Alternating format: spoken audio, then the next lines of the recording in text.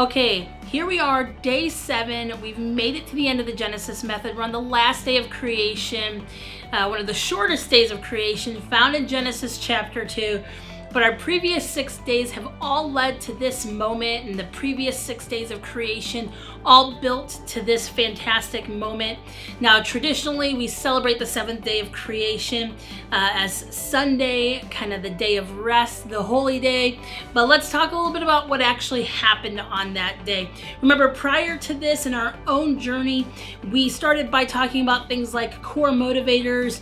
Now, we sat down and we talked about a vision and 5 key areas of our life. That was for our personal life, our home life, our work life, the area of creativity inside of us, and our relational life. We've worked through what are maximizing our personal growth. We've talked about our wells of strength. We've talked about how we're actually going to steward our life, have dominion, multiply, all sorts of things, be fruitful. And here we are on our final day, talking about day 7. Now, there's something really important that happens on this day. Genesis 2:1-3 tells us that when God got to the 7th day, he looked at everything he had created. He looked at all the things that he had developed, put in place. He looked at the structure and the order of creation. And once he surveyed it all, he decided to rest, and he saw that it was good. So 2 key things happen on this 7th day of creation. First of all, there's an assessment that happens. God really looks at the whole order and structure of creation, how everything was set in place. Then he makes a decision that it's good. And because of those 2 things, he rests. So what are we really talking about? We're talking about what our keywords are for today: contentment and recognition. So you understand that in order for us to get to the place of contentment, there first has to be recognition. That's what God did when he surveyed all of creation. He looked at what was put in place. He recognized where things were. He recognized what was happening. And then once he did that, he said, this is good. I give it my approval. It's good. It's pleasing to me. It is operating in the structure and the order that I want it to be.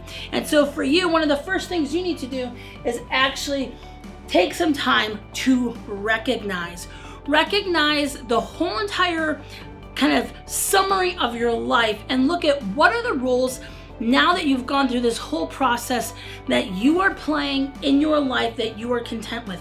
Not what's the vision, what are the roles? What are the things that you've said yes to, that you know you're spending your time occupying and doing, because the roles we say yes to ultimately serve as the outlet for the vision we just sat down and we just established.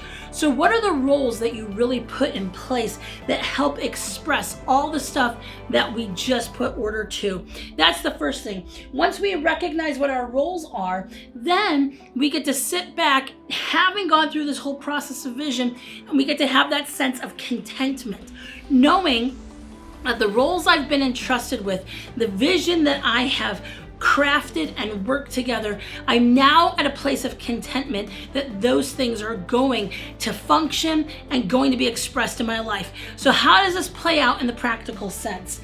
Well, it's 2 things that we want to look at. The first one, you can actually flip these in your notes. The first one is, it was good. I looked around, I saw everything that I've put in place, and I'm saying it was good. The second one is, once I've seen this all, I'm saying I'm going to rest. So what this looks like for us is, you want to take some time today to write down 4 key roles that you play. Now remember, these are different than our 5 main areas where you got vision for. It's 4 roles, practical things that you're doing every day of how your vision will ultimately be expressed. What are 4 roles that you have said yes to? You're going to recognize what those 4 roles are. Then in each of those areas, based on your vision, all the things that you've talked about, your strengths, who you are, authority, all of it, you want to develop 4 slogans. These slogans serve as kind of that muscle memory that keeps you going, that allows you to find contentment in how you're living your vision out in those 4 roles in your life. So what are 4 key life slogans that you're going to apply to each role you live?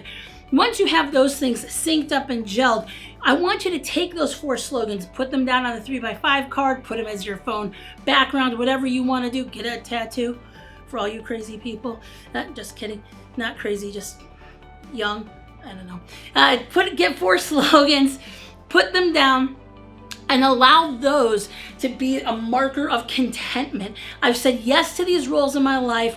I know what my vision is. I know why I'm moving forward. I know how I'm going to be fruitful, how I'm going to multiply. I recognize how God made me. Because of that, these slogans are going to keep me moving forward in these areas of my life.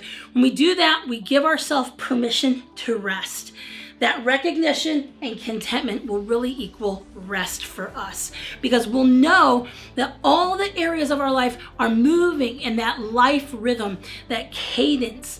They're moving in that momentum to keep us moving forward. And once you do this, you've completed the 7-day Genesis method, and you're ready to tackle this next year with passion and pursuit, knowing that you're staying true to who God's called you to be and who He's made you to be.